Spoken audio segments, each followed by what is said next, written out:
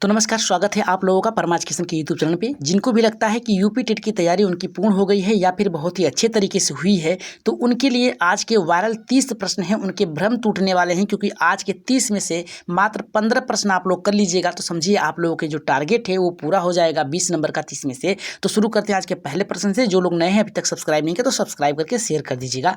पहला प्रश्न हमारा करा है कि निम्नलिखित में से कौन सा समस्या समाधान में बाधक नहीं है। तो पहला करा है आपका सूत्र, जो कि यहाँ पे सूत्र नहीं होगा, ये आपका होगा सूझ होगा। ठीक है, सूझ। दूसरा भाषा, तीसरा चिंता और चौथा कराए नकारात्मक मानसिक प्रवृत्ति। तो नकारात्मक मानसिक प्रवृत्ति तो आपका होगा ही, ये तो गलत हो गया। चिंता भी आप करेंगे अधिक से अधिक तो भी होगा। भाषा का भी दुष्प्रयोग होता है, वो आपका गलत होगा। राइट आंसर पहला जाएगा आपका किसके साथ, यहाँ पे पहले के साथ जाएगा। अगर जिनका भी लोग का यहाँ पे पहला आ रहा है सूझ, एकदम सही होगा। बात करेंगे यहाँ पे दूसरे प्रश्न पे।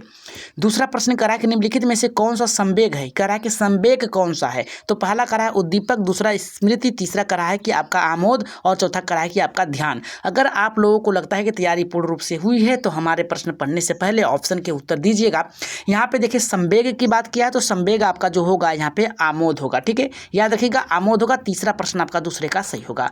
बात करेंगे यहाँ पे तीसरे प्रश्न के। ये करा है कि FIACA करा के साथ मूल रूप से कौन से संबंधित है, यानी कौन इसमें से मनोवैज्ञानिक है जो संबंधित है FIACS के साथ। तो पहला हमारा करा है हर्बर्ट के द्वारा, दूसरा करा है कि यहाँ पे लिपिट के द्वारा, तीसरा करा फ्लैंडर के द्वारा, चौथा करा है कि मारिसन के द्वारा। तो राइट आंसर तीसरे का जो जाएगा आपका यहाँ पे फ्लैंडर के साथ जाएगा। ऑप्शन नंबर यहाँ पे तीसरा जो होगा आपका सही होगा। याद रखिएगा सभी के सभी वायरल प्रश्न हैं और सभी आपके प्रश्न जो हैं आपके एक एक नंबर के हो सकते हैं। तो देखिए यहाँ पे चौथा प्रश्न क्या कर रहा है। ये प्रश्न करा है कि निम्न कथनों में से कौन सा कथन प्रश्न कौशल के लिए सही नहीं है। करा कि प्रश्न कौशल के लिए सही नहीं है। पहला करा कि प्रश्न पूछने में उत्साहवर्धक तरीकों का प्रयोग करना, दूसरा करा है आपका प्रश्नों को प्रोत्साहन देना, तीसरा करा हाँ अथवा ना वाले प्रश्नों को की संख्या बढ़ाना और चौथा करा कि सुनने में संवेदनशीलता विकसित करने के लिए। तो याद रखिएगा प्रश्न पूछने में उत्साह अगर होगा बालकों में तो ये आपका क्या होगा, पॉजिटिव यहाँ पे कौशल होगा। दूसरा प्रश्न पूछने के लिए प्रोत्साहित करना, यानी अच्छे अच्छे तरीके से आप उन्हें मोटिवेट करें ताकि वो प्रश्न पूछें, ये भी आपका सही है। यहाँ पे करा कि हाँ अथवा ना वाले प्रश्नों की संख्या बढ़ा देंगे तो क्या बालक सही हो जाएगा, नहीं होगा। यही आपका क्या होगा, गलत होगा। राइट आंसर ऑप्शन नंबर यहाँ पे तीसरा आपका सही होगा। यहाँ पे नेक्स्ट प्रश्न की तरफ आगे बढ़ते हैं जो कि आपका पांचवा प्रश्न है। ये हमारा करा निम्न में से कौन सा व्यक्तित्व मापन की प्रक्षेपित तकनीकी है। तो पहला करा कि साक्षात, दूसरा करा कि यहाँ पे प्रासंगिक अंतर्बोध परीक्षण, तीसरा करा कि निर्धारण मापनी, चौथा करा कि अवलोकन। तो याद रखिएगा पांचवें का जो राइट आंसर जाएगा यहाँ पे प्रासंगिक अंतर्बोध परीक्षण जो होता है व्यक्तित्व मापन के प्रक्षेपित तकनीक के अंतर्गत आता है, जिसमें बालक के यहाँ पे व्यक्तियों के द्वारा यहाँ पे कुछ कार्ड दिखाए जाते हैं और उसमें पूछे जाते हैं कि इस कार्ड के द्वारा क्या क्या बनाए जा सकते हैं। तो यहाँ पे राइट आंसर आपका ऑप्शन नंबर यहाँ पे दूसरा सही होगा। बढ़ेंगे छठे प्रश्न पे। ये प्रश्न हमारा करा कि सृजनात्मकता समस्या समाधान की वह अवस्था जिसमें व्यक्ति असंगत सूचनाओं पर ध्यान नहीं देता है उसे क्या कहते हैं। आयोजन कहते हैं, अनुदान कहते हैं, प्रवेचन कहते हैं या फिर उद्भवन कहते हैं। अगर राइट आंसर की बात करें छठे की तो इसका राइट आंसर जाएगा उद्भवन होगा, क्योंकि यहाँ पे सृजनात्मकता समस्या समाधान की अवस्था की बात कर रहा है। ये चला जाएगा आपका किशोरावस्था में चला जाएगा। याद रखिएगा किशोरावस्था में चला जाएगा ये, जिसमें क्या है चिंतन उद्भवन की चरम सीमा पे होती है। बात करेंगे नेक्स्ट प्रश्न है आपका यहाँ पे सातवां।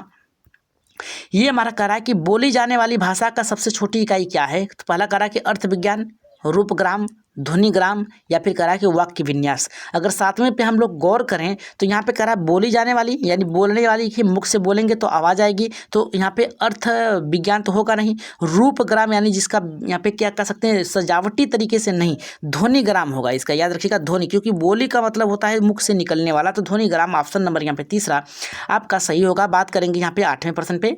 ये करा कि निम्न में से किस प्रश्न द्वारा सृजनात्मक चिंतन को सर्वाधिक यहाँ पे अच्छे ढंग से अनुमानित किया जाता है। तो यहाँ पे पहला करा कि इनमें से यहाँ पे इसे कौन बता सकता है, दूसरा सही उत्तर बताइए, तीसरा करा क्या आप इसका उत्तर बता सकते हैं और यहाँ पे चौथा करा कि इसमें किन किन तरीकों से हल किया जा सकता है। तो याद रखिएगा, आपको फंसाएगा इसमें से देखिए दो ही प्रश्न, दो ही ऑप्शन, पहला तो होगा नहीं, दूसरा नहीं। यहाँ पे कह रहा है क्या आप इसके उत्तर बता सकते हैं, तो बालक कहेगा हाँ या ना, तो हाँ ना में आ गया तो पहला, यहाँ पे तीसरा तो गलत हो गया।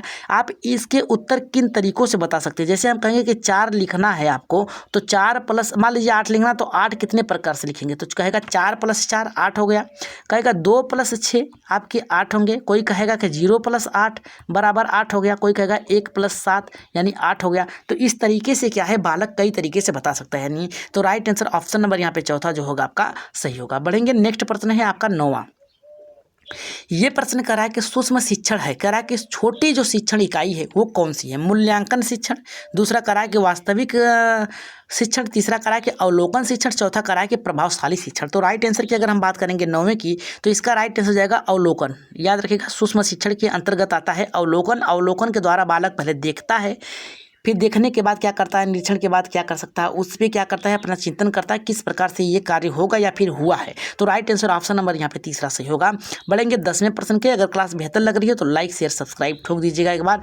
कह रहा है कि सूची ए, सूची बी को सुलिमित करिए। ए हल, बी मैकडूगल, तीसरा करा कि फ्राइड, चौथा करा कि यहाँ पे मैस्लो। ठीक है, तो यहाँ पे देखेंगे नीचे कुछ दिया है क्या, नहीं दिया है। तो इसका राइट आंसर यहाँ पे इसको अधूरा है, इसको छोड़ देते हैं हम लोग क्योंकि ये पूरा नहीं हो पाएगा। यहाँ पे सूची को क्रम सुनियमित करना है, एक साथ बैठाना है। ठीक है, एक साथ बैठाना है। तो एक साथ आपका कौन सा बैठाएंगे, यहाँ पे तीसरा ये होगा आपका, करा कि चौथा होगा। पहले मैस्लो आएंगे, फिर इसके बाद आपके आएंगे मैकडूगल आएंगे, फिर इसके बाद आएंगे आपके हल आएंगे, फिर इसके बाद फ्राइड को बता रहा है। तो ये क्रम सूची है, ये इसको छोड़ेंगे। यहाँ पे 11वें प्रश्न की तरफ आगे बढ़ेंगे। निम्नलिखित में से कौन सा अभिक्रमित अनुदेशन का सिद्धांत नहीं है। नहीं की बात कर रहा है, अभिक्रमित अनुदेशन की बात कर रहा है। अभ्यास का सिद्धांत, छोटे पदों का सिद्धांत, सक्रिय यहाँ पे अनुक्रिया का सिद्धांत, चौथा करा के पुनर्वलन का सिद्धांत। तो 11 की अगर हम बात करेंगे तो पहला यहाँ पे आएगा अभ्यास का सिद्धांत। ठीक है, यहाँ पे अनुदेशन का सिद्धांत नहीं है। इसमें अनुदेशन अभिक्रिया का मतलब होता है कि आप उन्हें किस तरीके से बता रहे हैं, कौन कौन तरीका होगा। तो अभ्यास सिद्धांत में तो होगा नहीं, आपका जाएगा यहाँ पे पहला सिद्धांत। छोटे छोटे पदों में सिद्धांत होना चाहिए, नहीं बड़ा पद है तो उसे क्या करना, छोटे छोटे पदों में बांट कर बताना है। आगे बढ़ेंगे, नेक्स्ट प्रश्न है 12 का। ये देखिए, कह रहा है कि थॉर्नडाइक के उद्दीपन अनुक्रिया सिद्धांत SR सिद्धांत में सीखने की प्रक्रिया में क्या महत्वपूर्ण है। क्रिया प्रसूत व्यवहार, अंतर्दृष्टि का सिद्धांत, अभिप्रेरक का सिद्धांत, उद्दीपक का सिद्धांत। तो राइट आंसर अगर हम 12 की बात करेंगे तो यहाँ पे अंतर्दृष्टि यानी सूझ का सिद्धांत की बात कर रहा है। तो राइट आंसर ऑप्शन नंबर यहाँ पे आपका जाएगा, स्किनर के साथ जाएगा, दूसरा ऑप्शन सही होगा। बढ़ेंगे यहाँ पे 13वें प्रश्न पे। ये भी प्रश्न बहुत ही बेहतर है। ये कह रहा है कि निम्नलिखित में से किस प्रकार के अधिगम को गाने ने या फिर कह सकते हैं गैने ने अपनी अधिगम सोपानों की सर्वोच्च निम्न स्थान पर रखा है। तो पहला करा प्रयत्न अधिगम, दूसरा शाब्दिक अधिगम, तीसरा करा कि संकेत अधिगम, चौथा करा कि श्रृंखला अधिगम। तो राइट आंसर अगर 13वें की बात करेंगे तो सांकेतिक अधिगम के अंतर्गत आएगा। ऑप्शन नंबर यहाँ पे तीसरा आपका सही होगा। बढ़ेंगे यहाँ पे 14वें प्रश्न पे। ये देखिए अच्छा प्रश्न है, करा शिक्षण के दौरान आवाज में उतार चढ़ाव उदाहरण किसका है। उद्दीपन परिवर्तन कौशल का है, प्रस्तावना कौशल का है, पुनर्वलन कौशल का है, समापन कौशल का है। तो ये 14 का प्रश्न के आंसर आप लोग कहाँ देंगे, कमेंट बॉक्स में देंगे और बताएंगे कि इसका आंसर क्या होगा। ठीक है, बढ़ेंगे यहाँ पे 15वें प्रश्न पे। निम्नलिखित में से कौन सा समूह सृजनात्मकता को तत्वों को संबंधित करता है। वास्तविकता, विविधता, मौलिकता, विस्तारण। प्रवाह, व्यवहारिकता, मौलिकता, विस्तारण।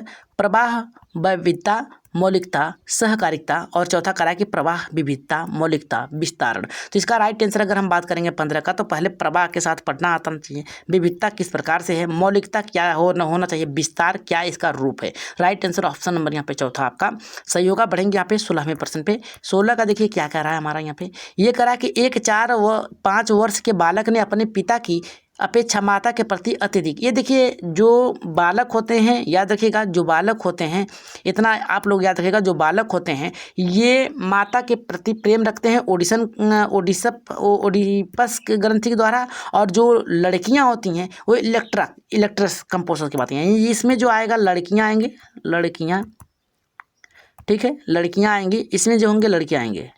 ठीक है, तो राइट आंसर आपका जाएगा, लड़कों का पूछा है, पहला आपका क्या होगा, सही होगा। बढ़ेंगे यहाँ पे तमन करा कि मंदित मन बालकों में या फिर कह सकते हैं मंद बुद्धि वाले बालकों में बाल शिक्षा के हेतु कौन सा उपागम सबसे उपयुक्त होगा। तो 17 का जो राइट आंसर जाएगा आपका तीसरा व्यक्तित्व अनुदेशन के साथ जाएगा। अगर हम बात करेंगे यहाँ पे 18वें प्रश्न की, करा निम्न में से कौन सा कथन सत्य नहीं है, कौन सा सही नहीं है, कौन सा सही है, ये छांटना है। तो अगर सही छांट लिए तो गलत वाला ऑप्शन आपके सामने आ जाएगा। कह रहा है कि शिक्षा विकास एकमात्र प्रक्रिया है, नहीं निरंतर प्रक्रिया है। शिक्षा एक लक्ष्य उन्मुखी है, एकदम सही है। कह रहा है कि सीखना व्यवहार परिवर्तन की एक प्रक्रिया है, एकदम सही है। वृद्ध एक जैविक प्रक्रिया, एकदम सही है। पहला ऑप्शन ही क्या है आपका सही है। बात करेंगे यहाँ पे 19वें प्रश्न पे। 19 का प्रश्न आपका कह रहा है कि क्षेत्र विशेष में बालक की विशिष्ट योग्यता तथा विशिष्ट क्षमता को क्या कहते हैं। ठीक है, पहला करा कि अभिक्षमता, दूसरा रुचि, तीसरा मूल्य, चौथा अभिप्रेरणा। तो 19 का जो राइट आंसर जाएगा आपका अभिक्षमता के साथ जाएगा। पहला ऑप्शन क्या होगा आपका सही होगा। बढ़ेंगे नेक्स्ट प्रश्न है आपका यहाँ पे 20वें का। करा कि ब्रूनर की प्रतिबिंबात्मक अवस्था पियाजे के संज्ञानात्मक विकास की अवस्था से मिलती है जुलती है। ये किससे मिलती जुलती है। पहला करा है कि पूर्व संक्रियात्मक अवस्था, संवेदीगामक अवस्था, औपचारिक संक्रियात्मक अवस्था या फिर कह सकते हैं पूर्व संक्रियात्मक। तो पहले देखिए ये आएगा पहला, दूसरा आएगा ये, तीसरा आएगा ये और चौथा आएगा ये अवस्था है। ठीक है, तो ब्रूनर की प्रतिभात्मक अवस्था पियाजे के देखिए प्रतिबंधक जो बिंब बनना शुरू हो जाए, मस्तिष्क में छपना शुरू हो जाए, तो ये तो जाएगा आपका पूर्व संक्रियात्मक अवस्था। इसमें बालक में जो है ज्ञान का निर्माण शुरू होना, यानी कोई वस्तु देखकर उसे विचार करना प्रारंभ हो जाता है। बात करेंगे 21वें प्रश्न की। तो ये हमारा करा कि कौन व्यक्तित्व के गुण सिद्धांत से संबंधित नहीं है। तो पहला करा कैटल, आइजैक, फ्रायड, अल्पोर्ट। तो राइट आंसर की अगर हम बात करेंगे 21 का, तो तीसरे के साथ जाएगा, फ्रायड के साथ जाएगा। तीसरा ऑप्शन क्या होगा आपका सही होगा। 22वें प्रश्न पे आगे बढ़ेंगे, जो कि आपका बहुत ही अच्छा प्रश्न है। वायरल प्रश्नों की सत्यता बहुत ही जरूरी होती है, इसलिए इस प्रश्न को लाया गया है। निम्नलिखित में से कौन सा संप्रेषण प्रक्रिया का तत्व नहीं है। नहीं की बात किया है, याद रखिएगा, प्रतिपुष्टि, पुनर्वलन, माध्यम, अंतःक्रिया। तो राइट आंसर 22 का जो जाएगा आपका दूसरे के साथ जाएगा, पुनर्वलन के साथ जाएगा। ऑप्शन नंबर यहाँ पे दूसरा सही होगा। बात करेंगे यहाँ पे 23वें प्रश्न पे। 23 के कारण निम्नलिखित में से कौन सा नियम थार्नडाइक के सीखने के गौड़ नियम में शामिल नहीं है। नहीं की बात किया है तो साधु प्रभाव का नियम, बहु प्रक्रिया का नियम, तीसरा करा आंशिक प्रक्रिया का नियम, या फिर करा है कि आपका क्रिया प्रक्रिया का नियम। तो राइट आंसर 23 के अगर हम बात करेंगे तो क्रिया प्रक्रिया का नियम जो है यहाँ पे शामिल नहीं है। राइट आंसर आपका जाएगा ये साधु नहीं हो गया, प्रभाव का नियम होगा ये। ठीक है, राइट आंसर पहला आपका यहाँ पे राइट आंसर आपका चौथा सही होगा। ठीक है, बात करेंगे नेक्स्ट प्रश्न पे 24वें प्रश्न पे। ये हमारा कह रहा है कि स्कूटर चलाने वाले व्यक्ति द्वारा कार चलाना सीखते समय उसके पूर्व अनुभव उसके सहायक होना किस प्रकार की अभिप्रक्रिया अंतरण के अंतर्गत आता है। तो क्षैतिज अंतरण के द्वारा आता है, धनात्मक अंतरण के द्वारा, ऊर्ध्व अंतरण के द्वारा, या फिर द्विपार्श्विक अंतरण के द्वारा। तो राइट आंसर की अगर हम बात कर देंगे इसके 24वें की, तो 24वें का राइट आंसर जाएगा धनात्मक, क्योंकि एक कार्य दूसरे कार्य में क्या है सहायता करे तो प्लस होगा। ठीक है, बात करेंगे यहाँ पे 25वें प्रश्न पे। तो 25 का देख लेते हैं यहाँ पे क्या कर रहा है। ये कर रहा है कि संप्रेषण संबंधित अक्षमता क्या है। तो संप्रेषण संबंधित अक्षमता आपका जाएगा डिस्प्रेक्सिया के साथ जाएगा, डिस्मोर्फिया तनाव होगा, डिसलेक्सिया पठन से होगा, डिसकैलकुलिया गणित से होगा। राइट आंसर आपका पहला आपका सही होगा। बढ़ेंगे यहाँ पे नेक्स्ट प्रश्न है आपका यहाँ पे 26 का कि निम्नलिखित में से कौन सा शिक्षण विधि प्रजातांत्रिक नहीं है। प्रोजेक्ट विधि, सहगामी, व्याख्यान, समूह। तो समूह जो होगा आपका नहीं होगा। ठीक है, 26 का यहाँ पे 26 का व्याख्यान विधि जो होगा आपका तीसरा ऑप्शन क्या होगा आपका सही होगा। बढ़ेंगे नेक्स्ट प्रश्न है 27 का। ये कह रहा है कि शैक्षिक उद्देश्यों के ब्लूम के वर्गीकरण के ब्लूम का नियम इस प्रकार से याद रखिएगा। आप बताइएगा कि ब्लूम का नियम जो है टेक्सोनॉमी नियम किस प्रकार से उसका पिरामिड बनता है, ऊपर यानी सीधा की तरफ या फिर उल्टा की तरफ। संबंधित नहीं है, व्यवस्थापन, अनुक्रिया, स्थापन, ज्ञान। राइट आंसर 27 की अगर हम बात करेंगे तो यहाँ पे ज्ञान के साथ जाएगा। चौथा ऑप्शन क्या है आपका सही होगा। बढ़ेंगे यहाँ पे 28वें प्रश्न पे। 28 से कह रहा है कि निम्न में से कौन सा शिक्षण का स्तर नहीं है। तो परिवर्तित नहीं है, अभिप्रेरणा नहीं है, या फिर स्मृति नहीं है, या फिर अबोध नहीं है स्तर। तो राइट आंसर 28 की अगर हम बात करेंगे तो अभिप्रेरणा का स्तर जो होगा आपका सही होगा। ऑप्शन नंबर यहाँ पे दूसरा आपका सही होगा। बढ़ेंगे नेक्स्ट प्रश्न है आपका 29 का। कह रहा है कि अधिगम प्रक्रिया उद्दीपन एवं डैश के बीच संगति यहाँ पे है। तो कह रहा है कि पूर्व अनुभव, व्यवहार, अनुप्रक्रिया, पशु। तो राइट आंसर की अगर हम बात करेंगे तो इसका आंसर जाएगा आपका अनुक्रिया के साथ जाएगा। जितने भी लोगों का तीसरा ऑप्शन आया है एकदम सही होगा। आज की क्लास का लास्ट प्रश्न है जिसका आंसर आप लोग कमेंट बॉक्स में देंगे। करा निम्नलिखित में से कौन सा शिक्षण प्रतिवादी सिद्धांतों पर आधारित है? तो आगमन होगा, समस्या समाधान होगा, प्रश्नोत्तर होगा या फिर निगमन होगा। तो तीसरे का जो राइट आंसर होगा आप लोग कहाँ देंगे? कमेंट बॉक्स में देंगे। ठीक है, कहाँ देंगे? कमेंट बॉक्स में देंगे और बताएंगे कि इसका आंसर क्या होगा सही। और आज की क्लास कैसी लगी एक बार राइट आंसर अपना कमेंट में करने के बाद सुझाव भी दीजिएगा कि अगली क्लास किस पे चलाई जाए। 15 दिन आप लोगों के एग्जाम बचे हैं तो उसमें आप लोगों की तैयारी बहुत ही बेहतर तरीके से होनी चाहिए। तो आज के इतना ही, धन्यवाद।